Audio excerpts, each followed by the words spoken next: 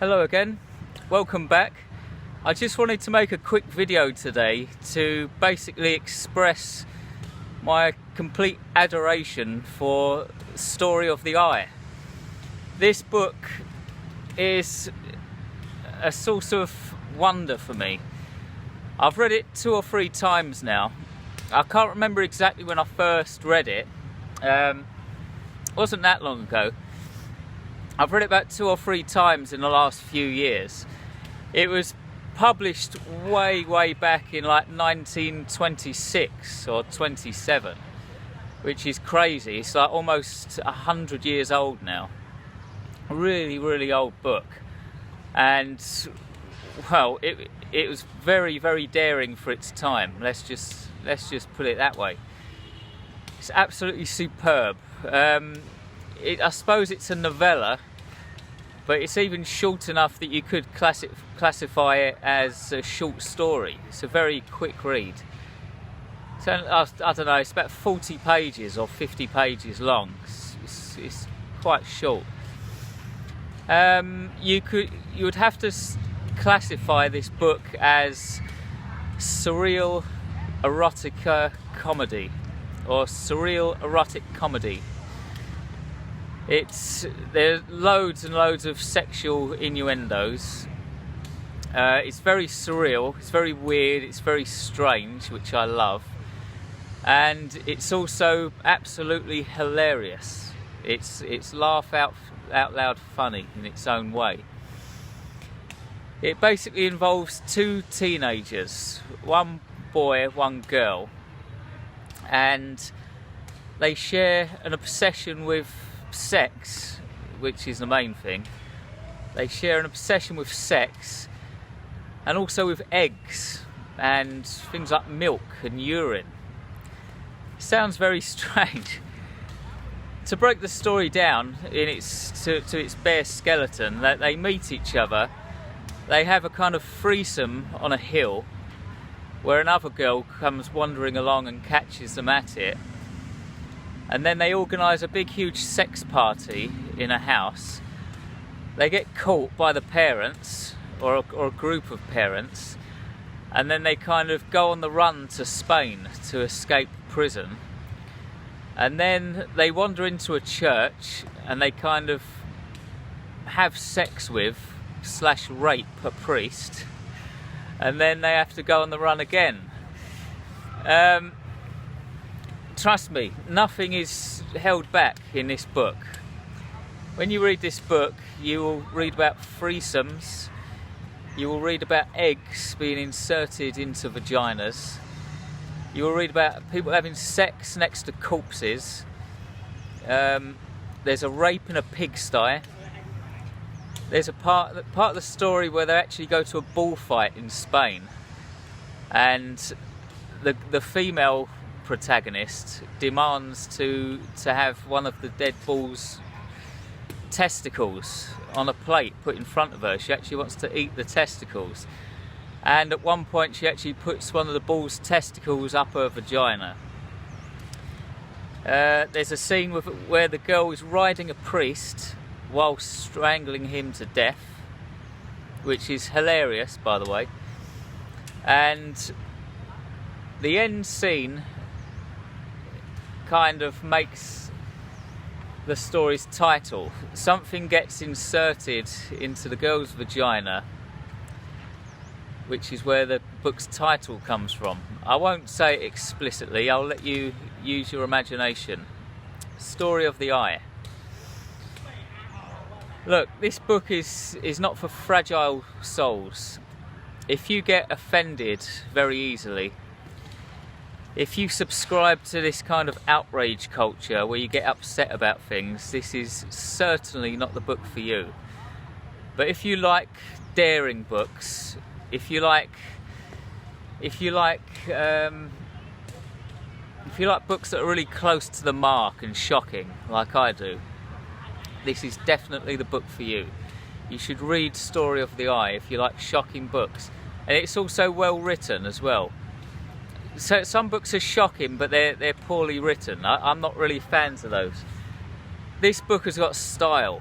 the prose has got a really surreal style, and it's like a book only George Battelle could have written. I think I'm pronouncing his name right. It's something like Georges Battelle, something like that. He's from France, I think. So this is a translation as well. Also, there are several different copies floating around the internet, as far as I can tell. I've read one translation, but I think there are many others. There might be as many as 5 or something. So there are many different versions, but I'm sure they're all great. It's a very famous book. I mean, for me to know about it, and for it to be almost 100 years old, it must be quite famous. And I think the singer Björk was a fan of this book as well. The Swedish singer Björk loved the book, and I think one of her songs makes a reference to it as well. It's spontaneous. The prose is completely spontaneous. The book is completely unpredictable as well. I'm going to give you an example here. Early on in the book, you read about the 2 characters, and they're driving down the road, and they hit a female cyclist, like a young girl cyclist, and they almost rip the girl's head off with the car tyres. They almost completely decapitate the girl, and it's just like a passing scene. You don't hear anything else about it, but it's mentioned in the book. I'm going to quickly read this excerpt with a decapitated cyclist. Thus, a love life started between the girl and myself, and it was so intimate and so intense that we could hardly let a week go by without meeting, and yet we virtually never talked about it.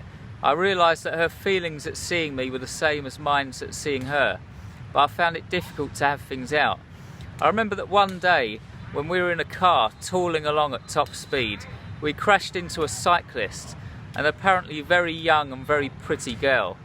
Her head was almost totally ripped off by the wheels. For a long time we were parked a few yards beyond without getting out, fully absorbed in sight of the corpse. The horror and despair at so much bloody flesh, nauseating in part, and in part very beautiful, was fairly equivalent to our usual impression upon seeing one another. Simone was tall and lovely. She was usually very natural.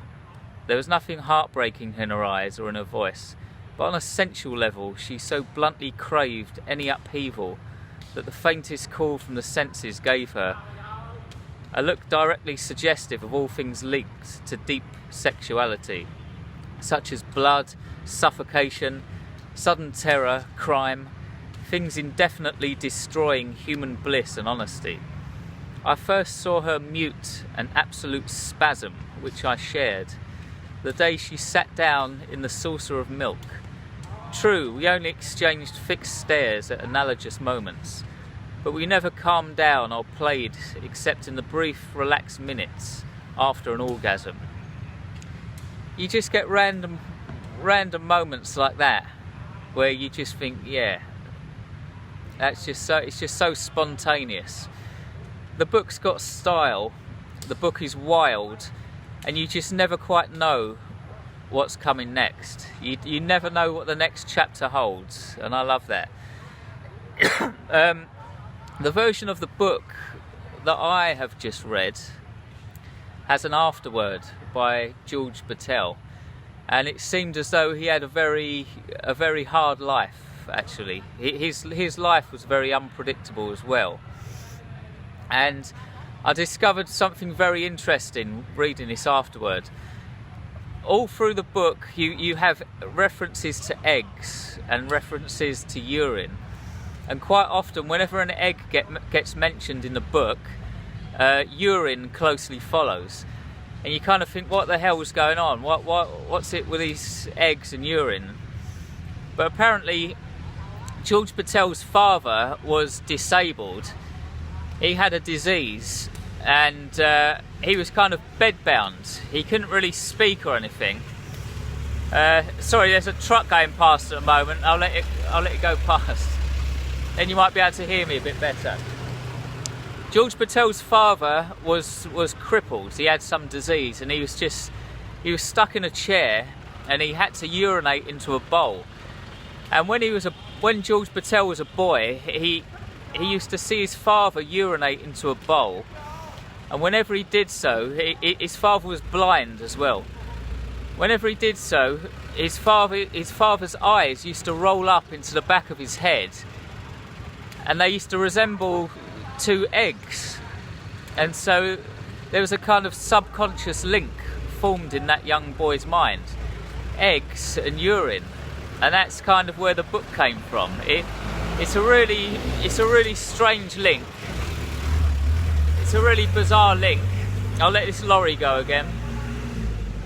But that's where the eggs and the urine comes from. It's from when he used to look at his father pissing into a bowl with his eyes rolling up into the back of his head. Crazy. The book is full of craziness, and even the backstory is full of craziness as well. But I love it. I love crazy books. So I just wanted to make this quick video to draw your attention to this book. And also, if you're familiar with this book and you know of any other books that are quite like this, please let me know, because I want to read more stuff like this, but I'm finding it hard to find more books that are similar to it.